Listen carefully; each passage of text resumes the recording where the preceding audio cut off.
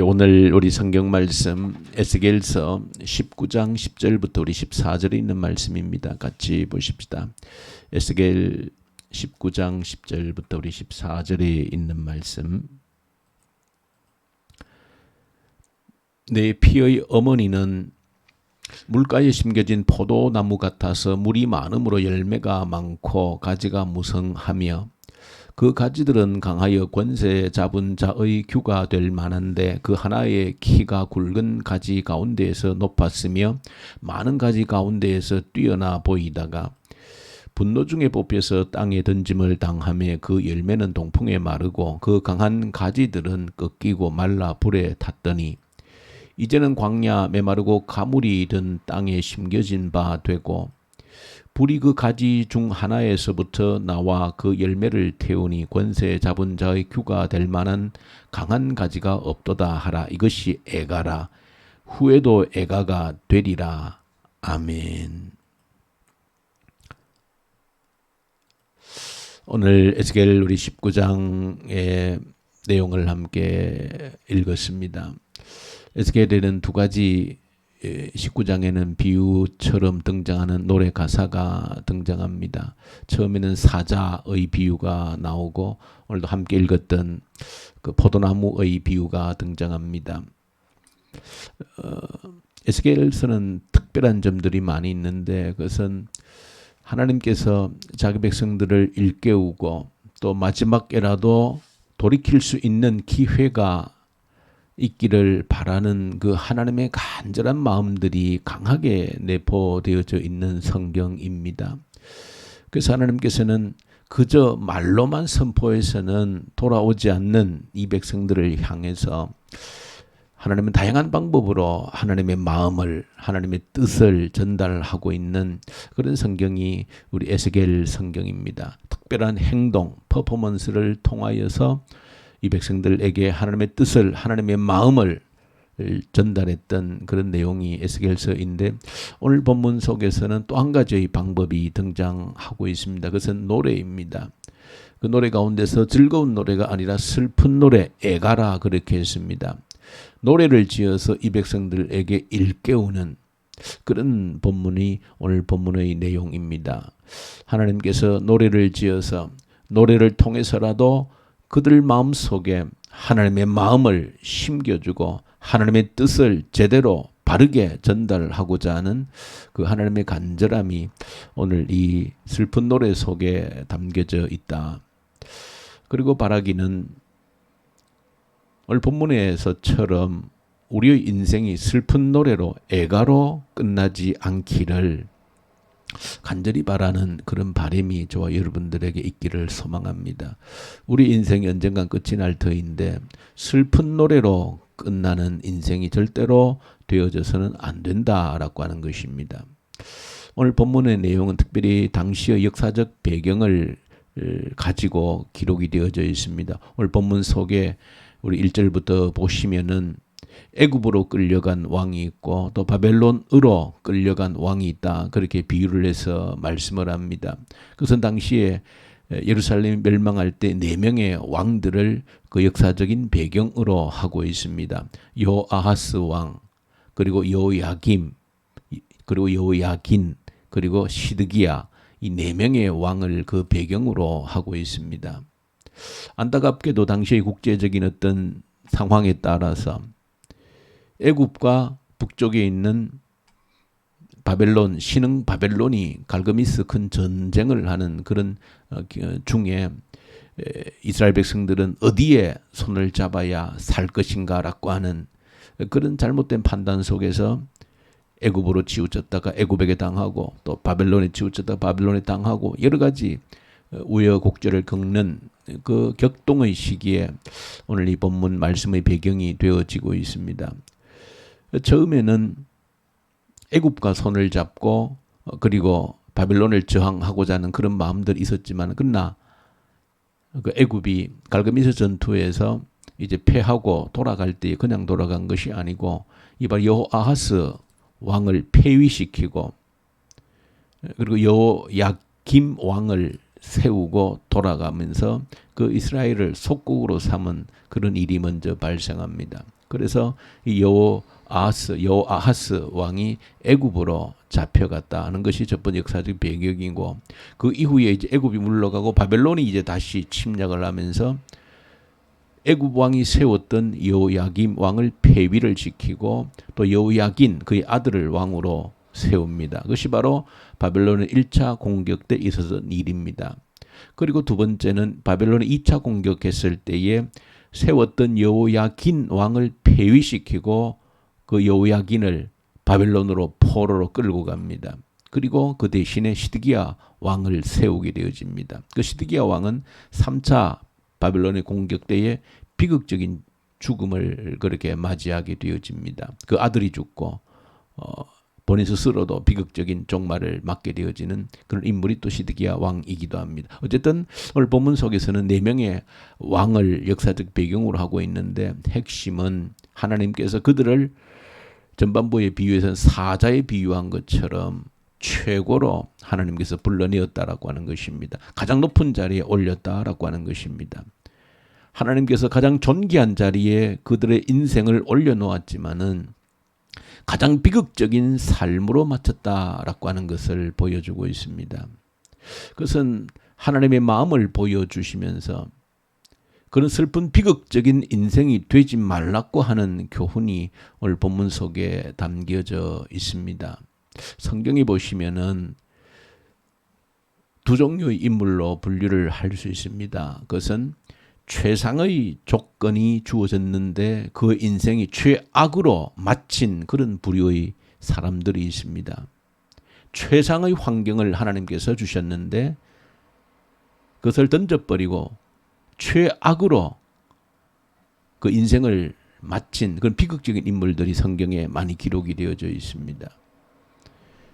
가장 대표적으로는 아담이 그러합니다. 하나님께서 그를 위해서 모든 것을 준비해 주셨지만, 모든 천지 만물을 그를 위해, 아담을 위해 주셨지만, 그러나 그는 타락했습니다. 범죄자가 되어졌습니다.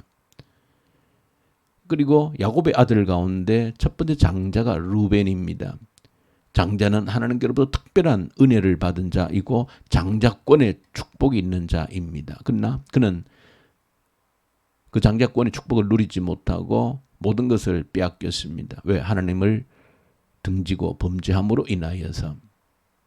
그 이외에도 특별히 사울 왕 같은 경우가 또 그러합니다. 하나님께서 무명의 사람 사울을 존귀한 왕으로 하나님이 세우셨습니다. 그러나 그는 비극적으로 그의 삶을 마쳤습니다. 이처럼 성경에는 가장 좋은 환경에서 출발하도록 하나님께서 세우셨지만은 최악으로 비극적으로 인생을 마친 그런 인물들이 있습니다. 그러나 거기에 비해서 반대로 최악의 상황에 처했지만은 최상의 상황으로 가장 존귀한 삶으로 인생을 마친 그런 사람들 또한 성경에는 우리에게 모범적인 그런 삶으로 우리에게 보여주는 인물들이 있습니다. 가장 대표적으로는 요셉이라고 하는 인물입니다. 가장 비극적인 최악의 상황을 그에게 허락이 되어졌습니다. 노예로 팔리고 형들에게 팔리고 감옥에 억울해 갇히고 하는 그런 환경 속에서 마지막에는 애굽의 총리가 되어지는, 크게는 하나님의 위대한 구원 역사의 징검다리가 되어지는 그런 삶으로 인생을 마친 인물이 요셉입니다. 다윗도 마찬가지입니다. 가장 비극적인 어린 시절을 보냈지만은 이스라엘 역사 가운데 가장 위대한 왕으로서 그렇게 살았던 인물이 다윗이기도 합니다. 또한 다니엘도 마찬가지입니다. 포로로 잡혀가는 비극적인 삶 속에 있었지만은 그러나 그 비극적인 삶을 최상의 삶으로 제국이 바뀌는 가운데서도 계속해서 총리의 자리를 잃어버리지 아니하는 그런 사람으로 쓰임받은 사람이 다니엘이기도 합니다. 이처럼 성경에는 최상의 자리에 앉혀주셨지만은 최악으로 마친 슬픈 노래로 그들의 인생이 끝난 그런 자들이 있는가 하면 하나님께서 가장 어려운 자리에 두셨지만은 최고의 자리에서 그들이 그의 삶을 마감하는, 그야말로 슬픈 노래가 아니라 기쁨의 노래로 그들의 인생을 마감했던 그런 부류의 사람들이 성경에 있다라고 하는 것을 이 성경을 통해서 보여줍니다. 오늘은 슬픈 노래입니다. 애가입니다. 하나님께서 에스겔에게 슬픈 노래를 지어서 부르게 한 것입니다. 요아하스 왕도 그랬고 여호야김, 여호야긴, 시드기야 왕으로 세워졌지만 가장 비극적인 삶으로 그들의 삶을 마쳤다는 것입니다. 크게는 이스라엘 나라 전체가 그러합니다. 하나님께서 열방 가운데 먼지 같은 히브리인들, 하비루라고 하는 먼지 쓰레기 같은 자들을 하나님이 부르셔서 가장 존귀한 자리에, 왕후의 자리에 그들을 앉혔지만은 그러나 그들은 결국 가장 비극적으로 바벨론의 포로로 망하는 이런 삶을 보여주고 있습니다. 저 여러분들, 우리나라가 우리 가정이, 우리 개인이 그러한 것입니다. 하나님께서 존귀한 자리에 우리를 올려놓으셨지만은 마지막이 어떻게 마칠 건가라고 하는 것은 비극적인 슬픔의 노래 애가로 우리 인생을 마칠 건지, 아니면 기쁨의 노래로 최상의 자리에서, 최고의 자리에서 우리의 삶을 마감할 것인지가 우리의 결정과 결단에 놓여져 있다라고 하는 것이 오늘 우리 성경을 통해서 저와 여러분들에게 주시는 교훈입니다. 오늘 계시록 4장을 우리가 함께 묵상하게 되어집니다. 그것은 천상교회를 보여주고 있습니다. 천상교회에서 어떤 일이 이루어지고 있는가, 특별히 보좌에 앉은 24장로에 대해서 그 모습을 보여줍니다.